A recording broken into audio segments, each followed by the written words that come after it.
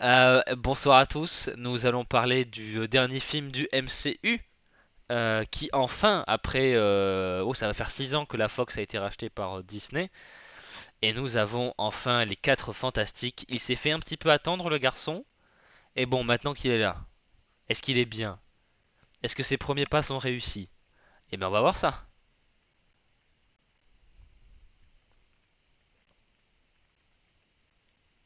Et bim, première question. Du coup, Pedro Pascal, dérangeant ou pas? Bah si t'aimes pas Pedro Pascal, hop, il joue bien, hein, c'est un bon acteur Pedro Pascal, hein, donc ça va. Après si tu peux Non, pas mais saquer. par rapport au fait que du coup, il a pas la même origine que le vrai Ah, Mister Fantastique. Il y en a alors, qui gueulent par rapport à ça. ouais mais c'est Toi, ça t'embête? pas... Non. Parce que je trouve qu'il a fait un très bon. On parlera de Mister Fantastic un peu plus tard. J'ai fait une slide sur lui et sur Sue. Mais non, non, pas de. On va dire que je pense que oui, si les gens n'aiment pas Pedro Pascal, oui, ça va être plus compliqué. Mais en tant que interprétation du personnage, je n'ai pas. Il est fidèle à lui-même, l'acteur est bon, c'est Ah ça? oui, Bon, l'acteur est bah c'est bon, bien. le personnage est bon. Donc, voilà. Très bien. Vas-y. Donc, parlons d'abord avec. Enfin, parlons de manière très superficielle pour le moment. À quoi il ressemble le film. J'en avais parlé dans les, je crois, 2 ou 3 vidéos qu'on avait fait pour parler des bandes annonces et tout ça, tout ça. Et c'est vrai qu'on est un petit peu loin des films habituels Marvel qui soignent pas vraiment leurs photos ou qui font des effets numériques assez dégueulasses. Là, on a un petit peu plus d'attention. Donc le film est un petit peu plus beau, notamment au niveau des couleurs, on se permet d'être un petit peu plus sympa. Voilà, comme avec le plan notamment dans la chambre de Franklin, le fils de Sue et de Reed. Euh, voilà, niveau photographie, on est beaucoup mieux. Le fait qu'on soit sur une terre parallèle, on est là sur la terre 828, 828. Qui du coup, alors c'est pas un spoiler parce que c'est spoiler le générique de fin. Euh, Alors, il faut savoir, il y a 2 scènes post-génériques, donc il y en a une au milieu des crédits et une à la toute fin. Et juste avant la scène de toute fin des crédits, il y a une citation de Jack Kirby qui dit il y a de moi dans tous les personnages que je crée, donc quand vous voyez un de mes personnages, Oui, voilà. j'avais fait la news, c'est cool. Et voilà, du coup, j'ai appris qu'il est né le 28 août, donc du coup en anglais c'est 8-28 pour August 28, donc août 28. Donc voilà, j'ai appris que voilà, donc la Terre est la Terre 828 parce que c'est le jour et le mois de l'anniversaire de Jack Kirby. Oh la vache, ok, d'accord. Voilà, donc détail plutôt sympa, mais voilà. Voilà, photographie c'est cool, la Terre 828 est méga bien. Le côté rétro-futuriste, ça crée vraiment une atmosphère un petit peu à part. Euh, Là, c'est un petit peu pour moi un des inconvénients qu'a Marvel par rapport à DC, c'est que DC en général ont des villes oui, enfin fictives, et qui du coup sont peut-être un peu plus facilement modélisables, modelables en fonction de la vision qu'on a du monde. Metropolis peut être très années 30, 50, Gotham peut être très gothique, très noir, un petit peu plus britannique dans l'inspiration. Là où en général, Spider-Man est à New York et New York c'est New York. Tu peux très très bien filmer New York, mais tu pourras jamais la transformer au point où elle devient méconnaissable, c'est pas possible. Là, avec cette histoire de terre parallèle, un petit peu dans le passé, on a vraiment dans les rues, dans les bâtiments, dans les pièces, dans les costumes, dans les gadgets, dans tout en fait, il y a vraiment une esthétique propre et vraiment unique à ce que pouvait faire le MCU auparavant. Les 4 Fantastiques ont des sortes de petites montres qui les alertent quand il y a un danger, que ce soit Herbie. Je dis les costumes, mais ça peut être les costumes et des 4 Fantastiques et des gens normaux, hein. On a vraiment une vibe très ouais, années 50, 60. D'ailleurs, une des inspirations des décors, de l'aspect esthétique, de l'architecture de ce monde-là, c'est un architecte qui s'appelle Oscar Niemeyer, qui est notamment l'architecte qui a construit le siège du Parti communiste français à Paris. Si vous ne voyez pas à quoi il ressemble, je vous recommande d'aller voir des photos. C'est un bâtiment magnifique et qui représente vraiment très très bien la vibe. Ouais, il a été fait à l'époque où le Parti communiste en France était beaucoup plus puissant qu'aujourd'hui, euh, donc avec beaucoup plus de moyens. Et du coup, c'est un grand bâtiment avec des formes très rondes, des couleurs très pop, et il y a vraiment un aspect. Voilà, et c'est pas pour rien que d'ailleurs, il y en a une conférence de presse pour le film à cet endroit-là, à l'ancien siège du Parti communiste, parce que c'est vraiment clairement dans l'identité graphique architecturale. On est en plein là-dedans. Donc voilà, Cocorico, c'est un peu grâce à nous. Et au niveau des effets visuels, voilà, là je l'ai mis. On l'avait vu dans la bande-annonce cette image. Voilà, Ben qui est en train de remorquer un navire jusqu'à la côte. Et vraiment, voilà, que ce soit la chose en elle-même, l'eau qui ruisselle sur lui. Enfin voilà, ça avait vraiment de la gueule. Et là, pour le coup, voilà, la plupart du film évite les effets numériques un peu bizarres, un peu mal faits, un peu mal bâclés.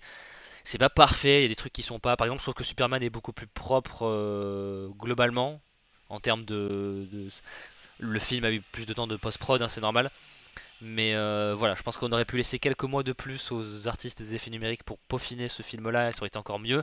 Mais on est quand même sur un film qui a pas une sale gueule. Loin de là, voilà, c'est quand même on sent que ça a été beaucoup plus soigné. Donc en termes de prod, de plastique, j'ai bien aimé. Ça fait une petite bouffée d'air frais, c'est sympa. Et ça fait toujours bizarre de voir la populace, le public être favorable aux super-héros parce que voilà, les 4 fantastiques sont vraiment adulés, adorés, etc.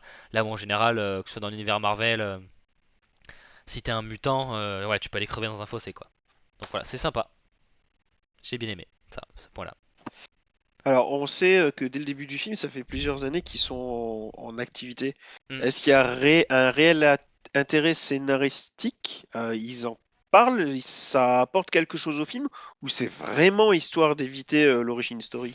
Je pense que c'est plus pour éviter l'origin story et raconter autre chose parce que si tu faisais et l'introduction Ah, des dommage quand même. personnages, de leurs pouvoirs et en plus tu fais Galactus, ça fait beaucoup en un film.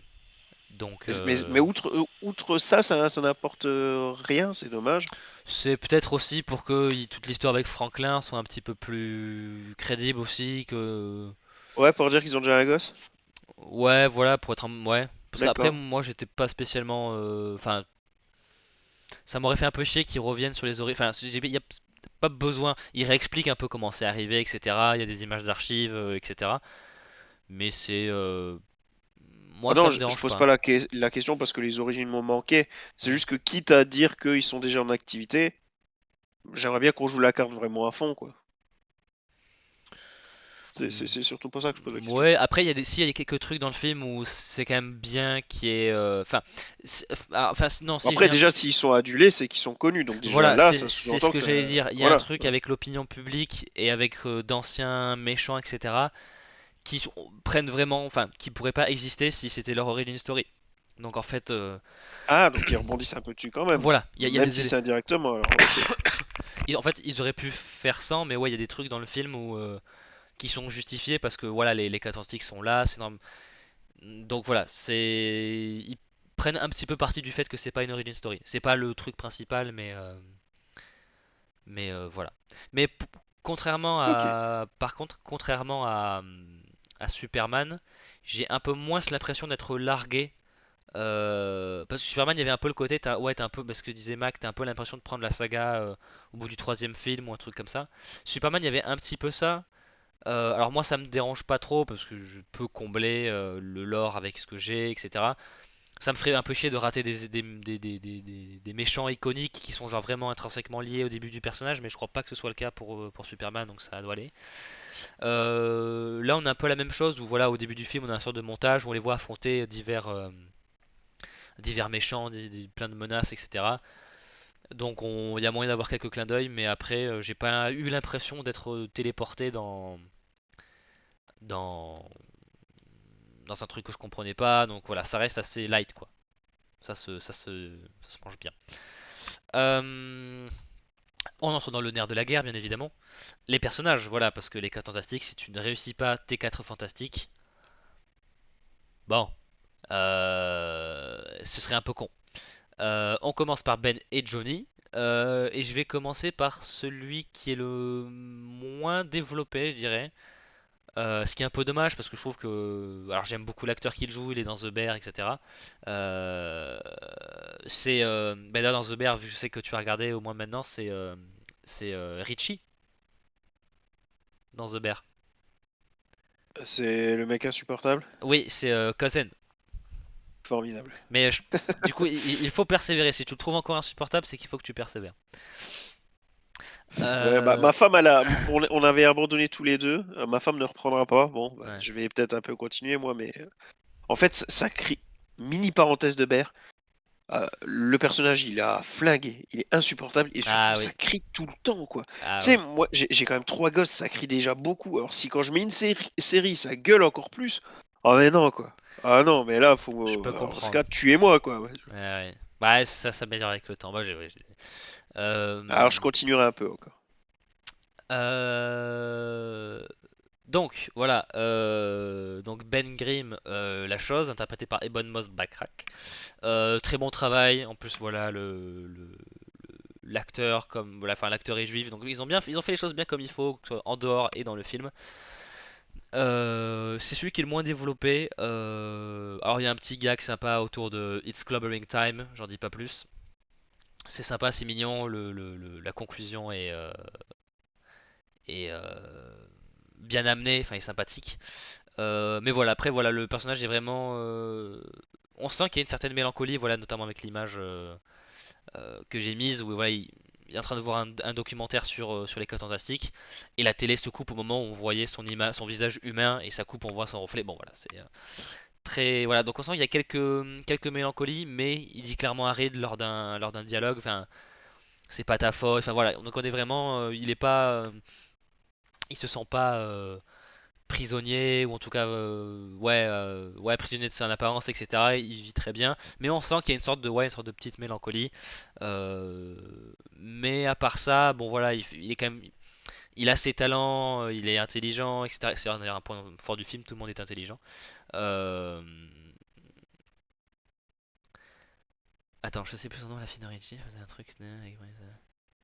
Ah, donc voilà, la chose c'est juste qu'on développe un petit peu moins, on le voit un petit peu de temps en temps aller voir quelqu'un qui vit à côté juste à côté de là où il habitait quand lui était enfant, ou qui est, je pense qu'il doit bosser dans une synagogue ou à l'école ou un peu des deux, je sais pas trop. Euh, donc voilà, c'est celui qui est un petit peu le moins développé, c'est un peu dommage, mais ce qu'on voit dans le film fait très bien l'affaire. Enfin, c'est Ben, il est gentil, il veut faire plaisir aux enfants, il a un côté protecteur avec son neveu. Enfin, voilà, rien à redire. J'aurais aimé en voir plus, mais ça, vous verrez, c'est quelque chose qui revient souvent avec ce film. Niveau Johnny, en plus d'être un bon personnage, hein, voilà, un petit peu arrogant, un petit peu plus flamboyant, voilà, sans mauvais jeu de mots. Euh, Ce qui est bien, c'est qu'on montre qu'il est pas stupide, parce qu'on pourrait croire que voilà, c'est le mec, c'est la belle face du quatuor. Il est là pour faire joli et rien d'autre, mais non. On montre que voilà, il est pas con. On va dire qu'il a tout un pan enfin, ouais, il a un sorte de, ouais, de partie narrative dans le film où c'est uniquement lui qui bosse sur quelque chose, un petit peu de son propre chef. Ça suffit, Matt. Je vois tes blagues dans le chat. Ça suffit. Et j'ai Euh, pensé exactement à la même chose, c'est pour ça que j'ai ri, quoi. Niveau euh, Johnny, ah que oui! Ah, que coucou. Euh, voilà, on montre clairement qu'il est intelligent et voilà, qu'il veut faire les choses bien. Et on montre aussi qu'il est prêt à se sacrifier pour sa famille. Donc voilà, c'est un peu la meilleure surprise que j'ai niveau personnage. Alors j'avais vu des critiques sur internet qui disaient ah ouais, ils ont vraiment fait en sorte que Johnny soit pas stupide. Et c'est vrai, ils l'ont vraiment, voilà, c'est pas juste le gars qui balance des boules de feu, il fait autre chose. Donc voilà, il a toujours son côté un petit peu voilà, il kiffe putain, il kiffe un petit peu la surfeuse. Bah normal, c'est Julia Garner qui est peut-être une connasse, j'en suis pas sûr. Voilà, c'est dans le bingo si vous voulez mettre la croix. Euh, que Johnny. En plus, ouais, tu te fais chier. Ah que oui! Ah putain, mon dieu. Donc voilà, Johnny Storm, très bonne surprise du film. Voilà, il fait des trucs sympas, il a des bonnes idées, il est intelligent. Il a un côté un petit peu insupportable, mais un petit peu. Enfin voilà, je trouve qu'en termes, pour moi, c'est la meilleure adaptation de Johnny qu'on ait eu au La Stade de meilleure France. interprétation de Johnny. Ah, que oui.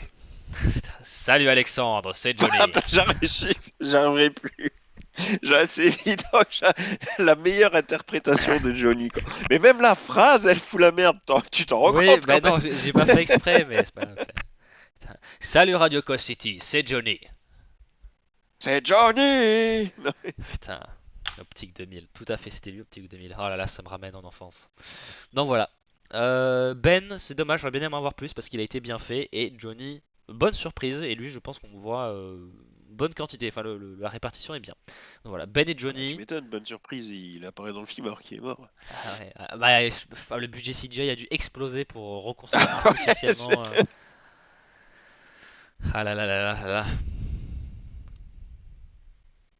Bon, je tiens à dire que je suis quand même content de ma connerie. Ceci étant dit, je t'en prie, continue. Ok. Est-ce que tu as des questions du coup? Je vais en préparer une autre, vas-y. Ok. Est-ce qu'il... Non, il ne chante pas malheureusement. Euh... Donc, autre personnage, nous avons Sue et Reed, qui pour le coup sont vraiment les personnages principaux, peut-être même un tout petit peu plus Sue, mais à pas grand chose près, qui est donc enceinte de Franklin, du coup, euh, au début du film, hein, c'est pas un spoiler, je vous apprends rien. Et bien là aussi, alors moins surprenant que pour Johnny, putain, mais ouais c'est terrible. Bah, est-ce que ça peut être plus surprenant que Johnny?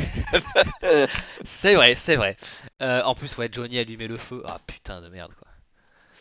Euh, voilà, ça m'a moins surpris que pour le frère de Sue, mais voilà les deux personnages sont très bien réussis. Et là aussi on est sur des bonnes adaptations. Des personnages. J'ai commencé par Sue. Voilà, elle a vraiment le côté dans le Quatuor.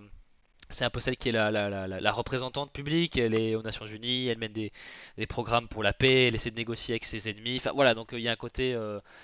Voilà, c'est elle la diplomate, c'est elle la people person, comme on dit, hein, celle qui est douée avec les gens. Euh, Mais voilà, quand il s'agit de balancer du pouvoir, elle va balancer du pouvoir. Et Dieu merci, nous avons plus ces histoires de oh mon Dieu, je saigne du nez dès que j'utilise un petit peu mes pouvoirs. Non, non, là elle est quand même Ah, assez puissante. Alors elle a ses limites, le film les explore, mais c'est sur un autre niveau. Et ça fait vraiment plaisir de voir Sue Storm qui est vraiment. Ouais, hein, c'est un. Elle peut envoyer du lourd quoi.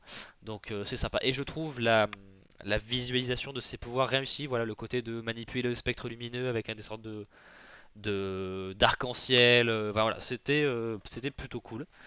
Euh, Là aussi très bien joué. Enfin Vanessa Kirby. Enfin que ce soit Ebon Moss-Backrack en Ben, Joseph Quinn en Ah que coucou c'est Johnny, Vanessa Kirby en Sue et Pedro Pascal en Reed, ils sont tous très bons.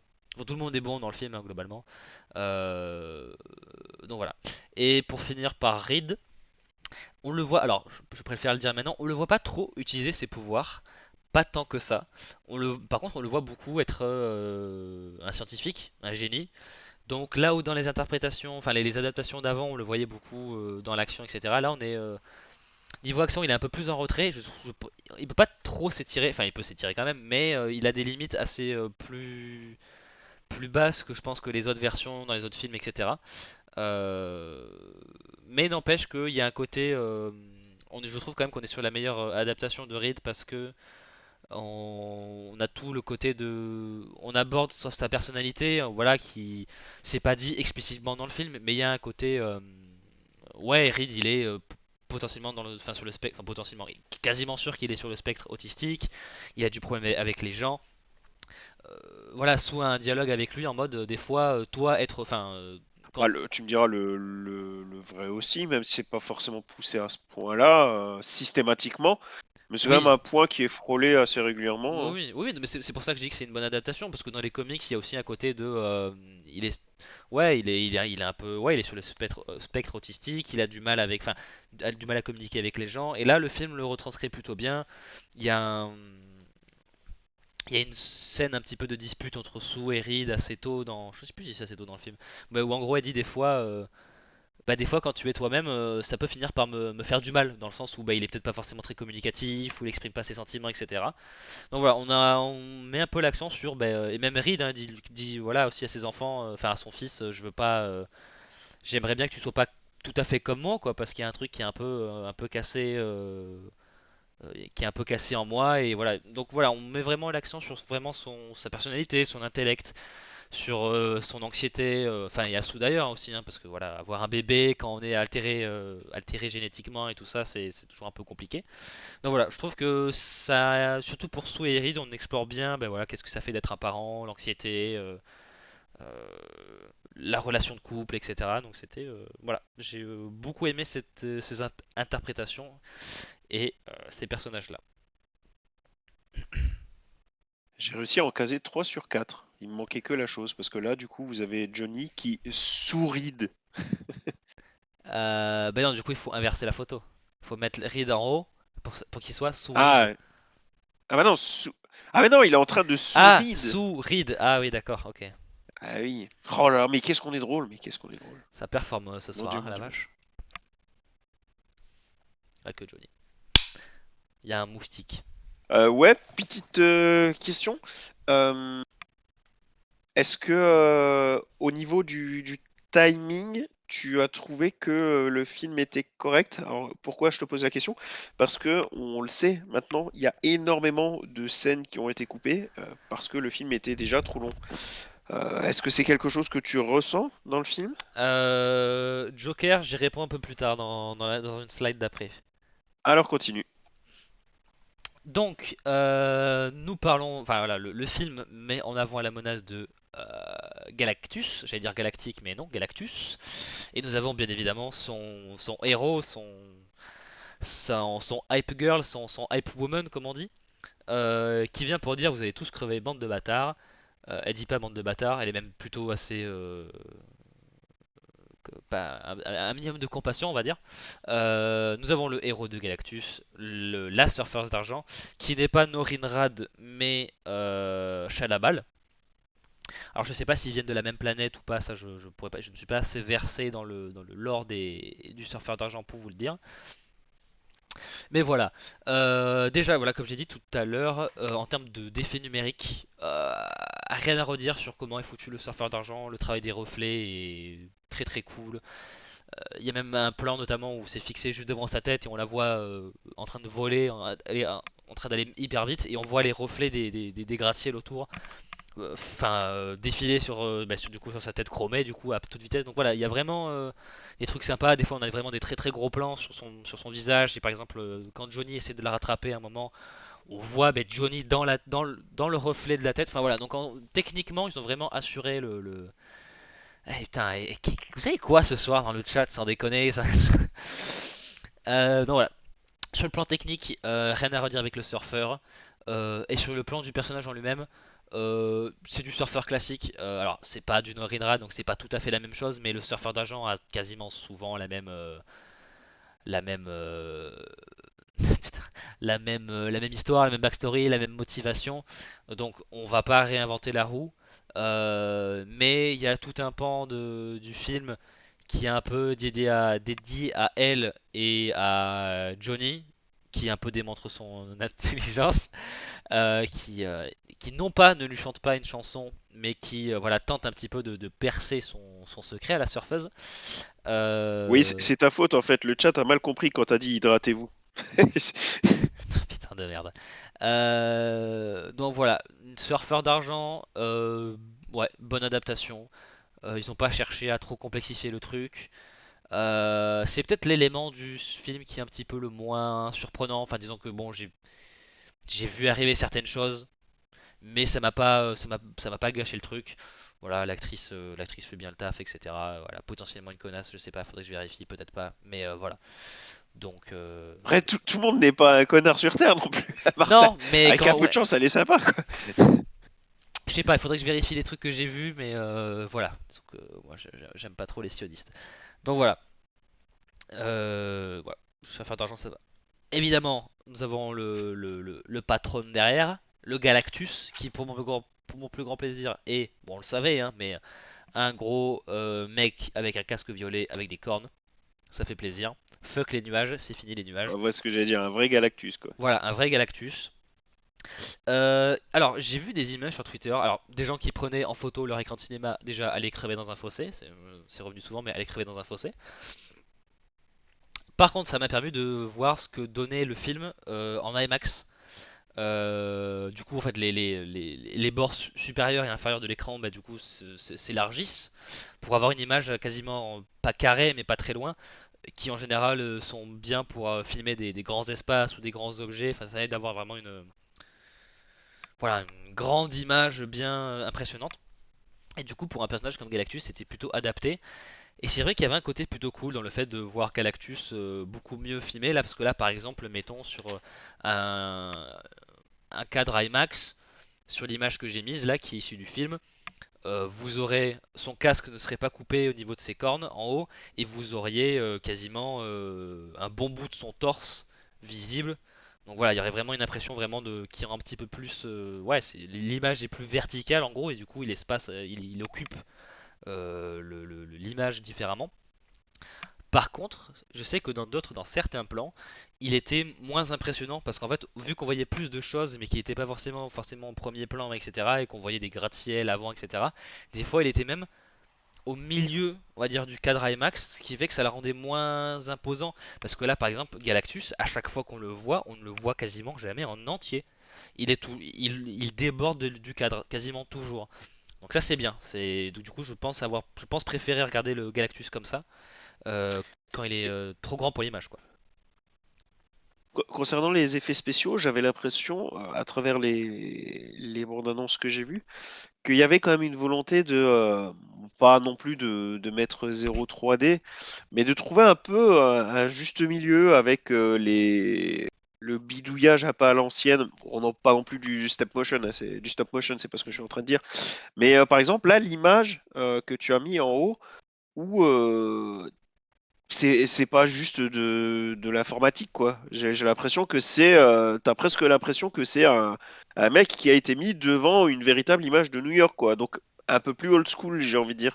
Est-ce que c'est vraiment comme ça ou c'est moi qui l'interprète comme ça? Alors je sais pas si c'est tout à fait comme ça, mais ils ont filmé pas mal de choses avec l'acteur Ralph Ineson. Ils ont fait un costume pour le gars, et alors je pense qu'ils ont dû le filmer, faire plein de choses et plein de scènes, et qu'ils l'ont incrusté Après, après. intégré. Voilà, mais Ok. le Galactus, il y a notamment un plan où on voit juste ses pieds marcher dans New York, et ça je suis quasiment sûr que c'est un vrai plan, où en gros ils ont un peu Ah, super. enfin, un vrai plan. Ils ont vraiment mis le côté un peu miniature du truc et ils l'ont fait marcher dans une. Ouais, ok. Je crois. Oui, donc oui, on peut le dire, un peu plus old school quand même. Ah, Voilà, c'est il y chouette, a eu un c'est vrai cool. travail, oui, pour pas faire uniquement du numérique. Donc oui, ils ont filmé l'acteur dans le costume et tout, donc voilà. Et en plus, il a un côté, quand on le voit un petit peu de près, on voit qu'en fait son corps est composé un petit peu comme s'il était fait d'immeubles, où c'est pas une armure complètement lisse et tout ça. Il y a vraiment plein de textures dans le costume, des traits, enfin voilà, comme si c'était, ouais, comme s'ils avaient pris des gros buildings pour faire son armure. Donc il y a vraiment le côté, il est tellement grand que c'est pas possible d'avoir un truc hyper lisse. Donc voilà, en termes de design et tout ça, oui, j'ai vu le message passer dans le chat. Oui, je préfère ce Galactus au gros nuage, c'est bien mieux. Et puis voilà, la voix de Ralph Ineson qui est de base sans modification est déjà hyper badass et hyper imposante. Là, ils l'ont un peu retravaillé pour vraiment. Voilà, donc il y a vraiment une bonne mise en scène de Galactus, comment il est filmé, le design sonore, etc., etc. Donc voilà, c'est très très cool. Voilà. Ralph Ineson notamment qui était dans The Green Knight. Voilà, je le place là. Donc voilà, et puis ce qui est bien, c'est qu'ils ont pas trop. Ils ont fait en sorte de pas enfin, la manière de se débarrasser de Galactus, c'est pas juste on va lui niquer sa mère. Il est tellement puissant qu'il faut faire autre chose. Et je trouve que voilà, le film voilà, serait peut-être un petit peu mérité d'avoir passé un peu plus de temps dans l'attente de Galactus pour vraiment créer le côté horreur cosmique, on se chie dessus et l'inévitable va arriver. Mais voilà, globalement, je trouve qu'on est dans un bon pas dans une bonne direction. Euh, avec ce Galactus. Voilà. J'espère qu'on le reverra peut-être pour un crossover Avengers, ça pourrait faire l'affaire. Donc voilà, satisfait de ce Galactus.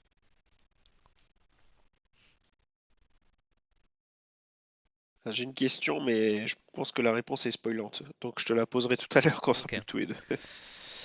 Alors, tout à l'heure, tu m'avais posé la question des scènes coupées. Et c'est un peu pour moi le plus gros problème du film, c'est que j'aurais bien aimé en voir plus. Et là, contrairement à Sandman, ça fait un petit peu de tort au film. Où voilà, on sait qu'on a eu pas mal de choses qui ont été pas mis dans le film. Voilà, les trois images, je suis. Alors, autant pour l'image avec Pedro, je suis pas sûr à 100% qu'elle a été coupée, mais je crois que si. Mais les deux images d'au-dessus, c'est sûr, elles ne sont pas dans le film. Euh, et le film, on ressent un peu ce manque de, voilà, un petit, on a un sorte de, ouais, on sent que le film est un peu compressé. Par exemple, j'aurais bien aimé avoir 10-15 minutes de plus. Je trouve que le film aurait pu très bien faire avec, notamment pour développer, voilà, le dialogue entre Sue et Ben. Je pense que ça aurait dû être très très bien. Le personnage de John Malkovich complètement coupé du film, donc je sais plus, je crois que c'était Red Ghost, un truc comme ça. Euh, Oui, c'est ça, Red voilà, Ghost. qui est mentionné. On voit ses sbires à un moment, mais on le voit pas lui. Et voilà. Et puis voilà, avec d'autres scènes un petit peu éparpillées qu'on voyait dans les trailers, etc. C'est vrai que quand on a vu tout ce qu'on a vu dans les bandes annonces, on se dit, ben ouais, il se manque un peu. Alors, pour les gens qui ont rien à foutre, je pense qu'il n'y aura pas de peu de différence. Mais voilà, pour nous qui suivons Bon, le truc, j'interviens 2 secondes. C'est pas que j'en ai rien à foutre, c'est que c'est John Malkovich, quoi. Et puis il a quand même fait une grosse déclaration en mode ça fait longtemps que Marvel me court après, mais bah, si tu veux me faire galérer devant un fond vert alors que je déteste ça, bah tu me payes. Ils ont enfin trouvé un accord, ils le foutent dans un film, mais putain, tu le vois pas, quoi. Et puis encore une fois, c'est John Malkovich, quoi, c'est pas n'importe qui. Donc ouais, ça fait chier quand même. voilà. Mais voilà, on sent que le film a été un petit peu, je dirais pas charcuté au montage, parce qu'il n'a pas été charcuté, parce que le film se déroule correctement, etc.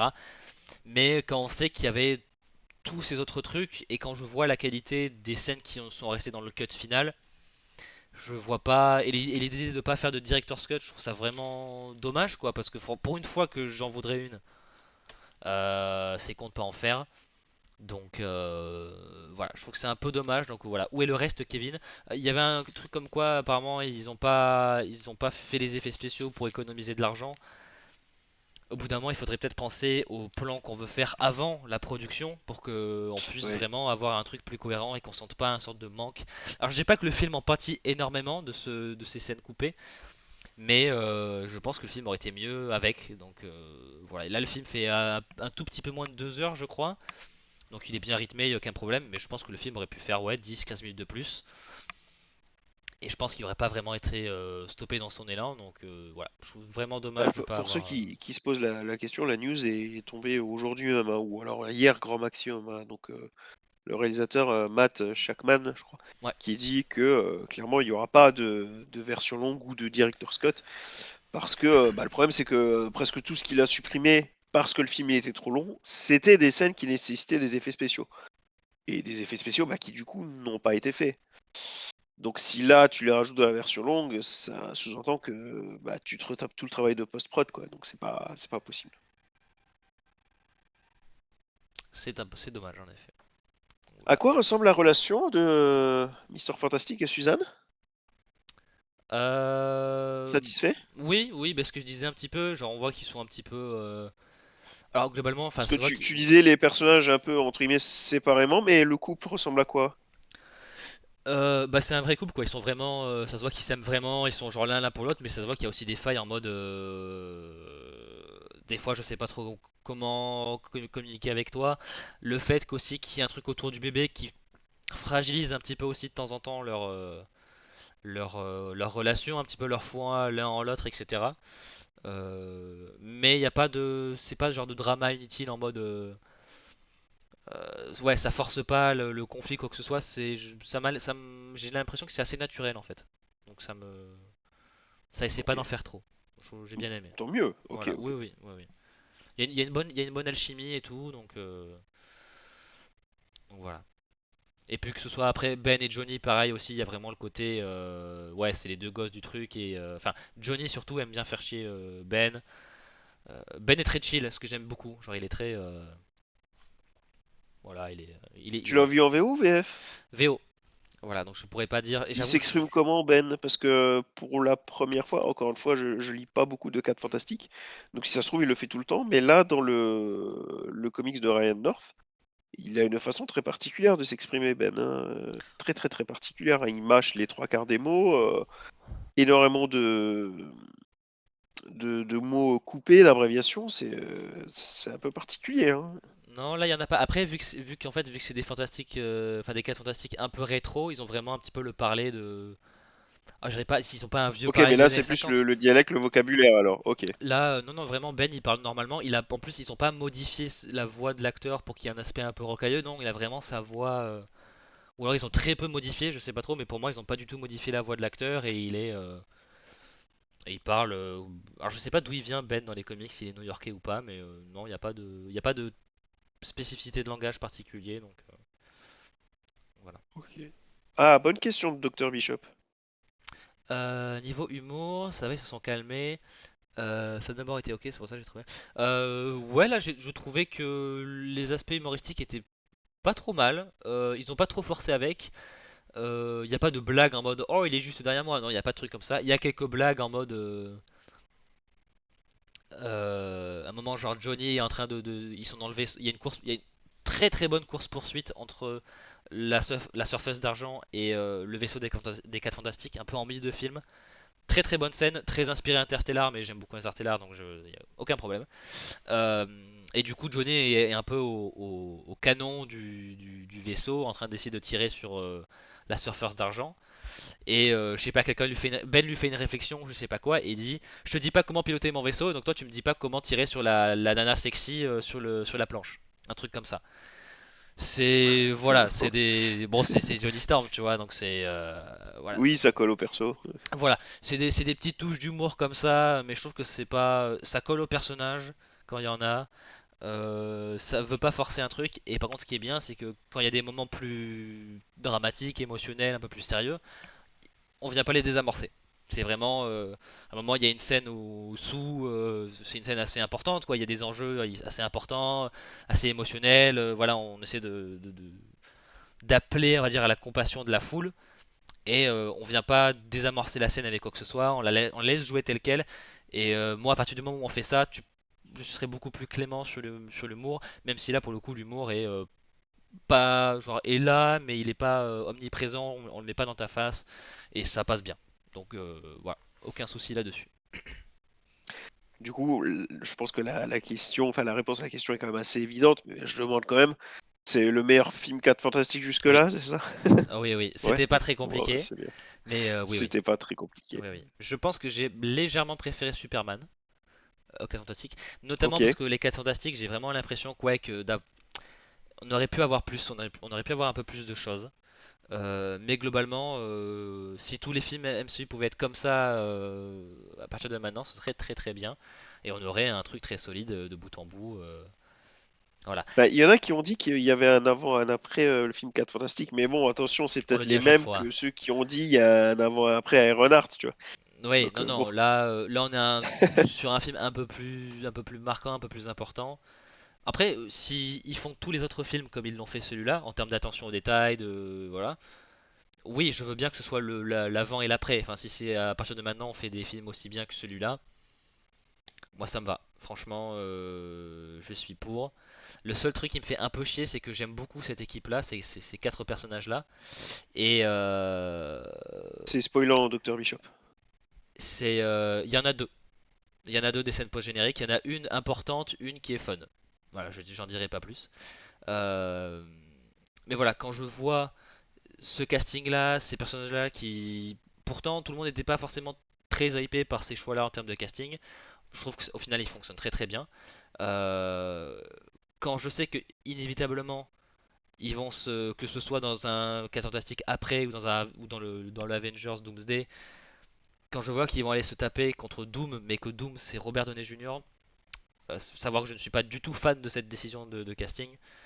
euh, J'espère qu'ils vont pas, et j'espère aussi que les Russo sauront écrire ces personnages là aussi enfin, sans les rendre un peu plus stupides, surtout Johnny, et qui j'espère qu'ils vont pas les écrire n'importe comment. Donc voilà, c'est ma seule crainte, mais c'est plus pour l'avenir et pas le film en tant que lui-même. Donc je croise les doigts.